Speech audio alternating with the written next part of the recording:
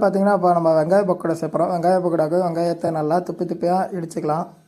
அடுத்து வந்து இஞ்சி பூண்டு பேஸ்ட் வந்து நல்லா மைஸாக அரைச்சிக்குவோம். இப்போ எல்லாமே போட்டு மிக்ஸ் பண்ணிக்கலாம். இப்போ வந்து தேவையான அளவு உப்பு, பெருங்காயத்தூள், சோம்பு எல்லாமே போட்டு நல்லா மிக்ஸ் பண்ணிக்கோங்க.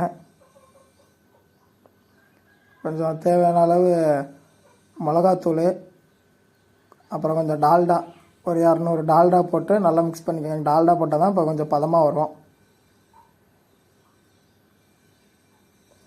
போட்டு எல்லாமே நல்லா மிக்ஸ் பண்ணதுக்கப்புறம் அரிசி மாவு கொஞ்சம், கடலை மாவு கொஞ்சம் எல்லாமே போட்டு தேவையான அளவு எல்லாமே போட்டு நல்லா மிக்ஸ் பண்ணிக்கோங்க.